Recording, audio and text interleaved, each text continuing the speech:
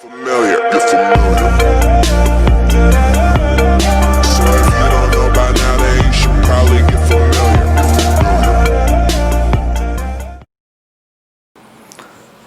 Hello students, in the last video we have discussed the syllabus part of BSc third semester, right? So briefly I have discussed the syllabus. Now in this video let me start the first chapter for you, okay? So in the BSc third semester the paper is called PHY 301, okay? So in that, in the first unit we have the first chapter as DC circuit analysis, I told, okay?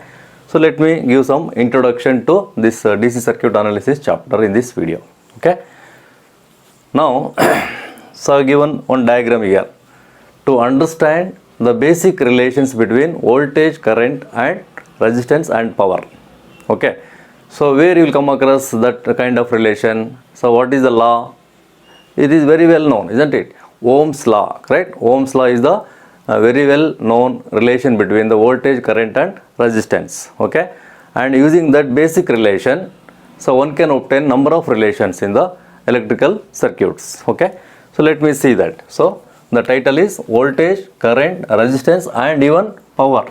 We can relate all these four parameters by using the Ohm's law only, okay? Should remember that the basic law is Ohm's law for all these relations, okay?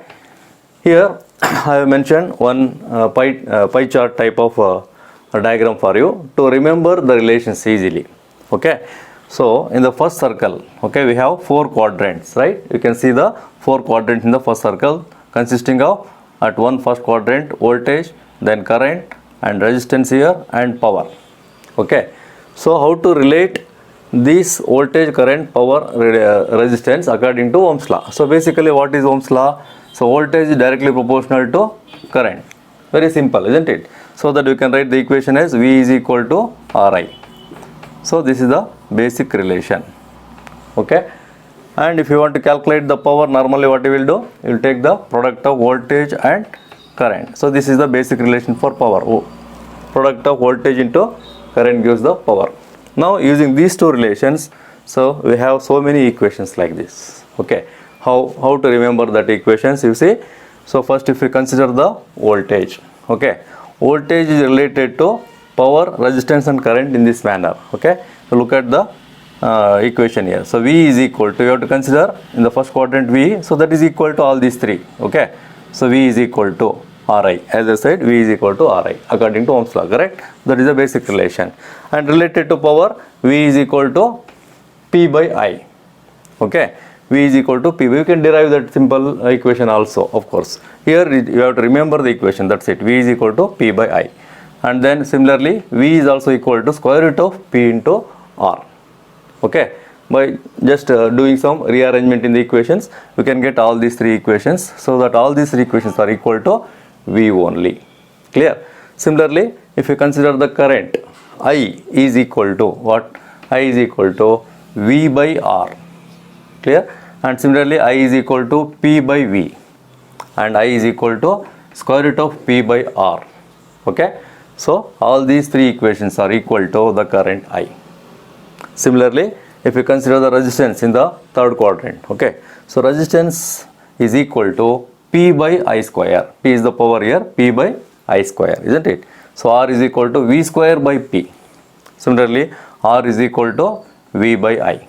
So that you can have the equation for resistance. Equation for resistance is equal to these three equations, P by square, V square by P, V by I. Similarly, if you want to get the equation for power, okay? So P is equal to what? V into I. The basic relation of what I mentioned here. P is equal to V by V into I. Similarly, P is equal to I square into R. Similarly, P is equal to V square by R. Okay. So these are the various equations one can derive basically from Ohm's law, and very useful when you are going to calculate some numerical problems in the physics, okay, in any electrical circuits consisting of voltage, current and resistance, even power consumption in any load, okay? You can calculate all those numerical problems based on any of this equation, okay? You need to remember, okay? So this will help you to remember the relations, okay? Now let me ask you one question. if you know any electrical circuit, okay, consisting of various electrical components, which is the main part of the electrical circuit? The question is, which is the main part of the electrical circuit?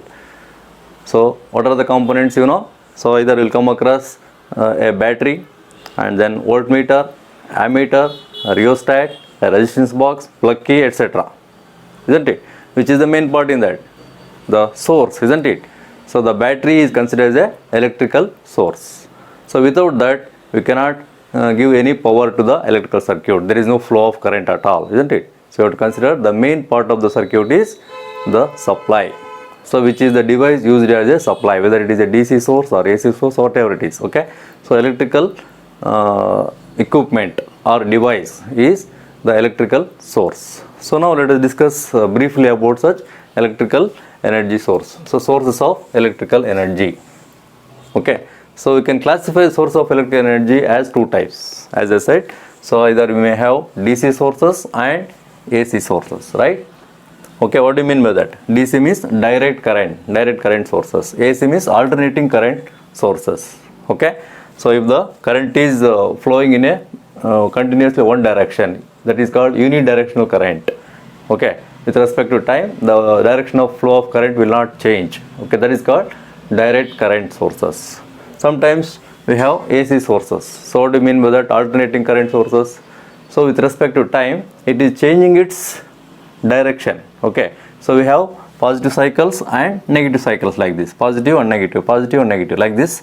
So it is in the form of waveform. Okay. So alternately it is changing the direction. So that kind of sources are called alternating current sources. Okay. Examples you see, for DC sources we have various examples like ordinary batteries. Okay. So DC generators, regulated DC power supplies, etc. Okay. So the electrical source used in the mobiles, okay, small batteries. So there is a DC source, right? So like that we have various sources. So regulated power supply and all. Okay. So these are all equipments you can see in the physics laboratory later. And then what about the examples for AC sources? Alternators, oscillators. Okay. So alternators are nothing but similar to generators only. In case of generators, you will get the DC. Okay. If it is generating AC, then it is called alternators. Okay. So alternators are similar to what I said, generators only, but it is producing the alternating current. So it is called alternators. You have to remember. Okay. So signal generators are also called function generators. Okay. So these are the main two sources we will come across to produce the alternating current. Okay. Now what is the basic purpose to use this kind of electrical sources? As I said already, so to supply the power. Okay. To supply the power to a load. Okay. What do you mean by that load? Okay. In any electrical circuit, so we should have a load. So application of any electrical circuit is obtained through the connected load in any electrical circuit. Okay. So that load may be a bulb. What is the purpose of bulb in a circuit? You have to glow it, isn't it? You have to get the light energy. Okay. So the bulb consisting of some resistance, so that is acting as a load. Okay. So once the current is passing through that tungsten or whatever it is, so it starts glowing. Okay. When it becomes red hot, it gives the light energy. Okay. So bulb can be considered as a load. Similarly, a heater, let us say. Okay. Heater is a load. Okay. So that you are getting the heat energy from the heater.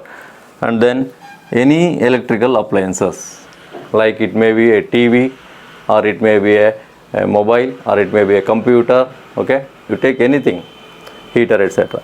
So these are all electrical appliances. Whatever you use in the domestic purpose, all are considered, which is running using the any of the sources here. Okay. So they are considered as electrical appliances. Okay. For all these different kind of loads, what we need here is to supply the energy, we need either DC source or AC source. Okay. So the purpose is to supply the required power to the given electrical appliance. Clear? Now this is the general concept about the source of electrical energy. So particularly if you want to see what kind of sources we have, depending upon what is the main energy supplied, whether it is a voltage energy or current energy. So based on that we have voltage sources and current sources. Okay, we can just classify further all electrical energy sources as voltage source and current sources. Clear? See, how you can consider the voltage source as the source which supplies energy in the form of voltage. In the form of voltage, you have to remember the energy, mainly the energy supplied in the form of voltage. Okay, so that is called voltage source. Similarly, if you consider the source which supplies energy in the form of current, okay, in the form of current. Okay, you are observing the variation of current in such supplies. Okay, so in the form of current you are getting the electrical energy, so that is called current sources. Okay, for example, you heard about the voltage sources such as chemical voltage source, okay, heat generated voltage source, and then light generated source, etc. Okay, in which the voltage can be varied. Okay, required voltage can be obtained from such sources. Okay, that is called voltage source. Okay, in that case current may be constant but voltage can be varied. Whereas in case of current sources, so voltage may be fixed depending upon the load, the current can be varied. Okay, so current is the main criteria. So such sources are considered as current sources. Clear?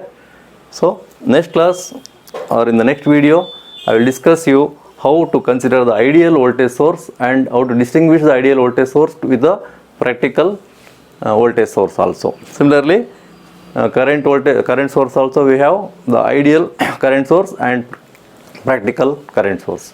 So that concept we will discuss in the next video. Clear? Till then you just note down whatever the points I have written here in this video. Okay, and then get ready for the next video. Clear? Thank you.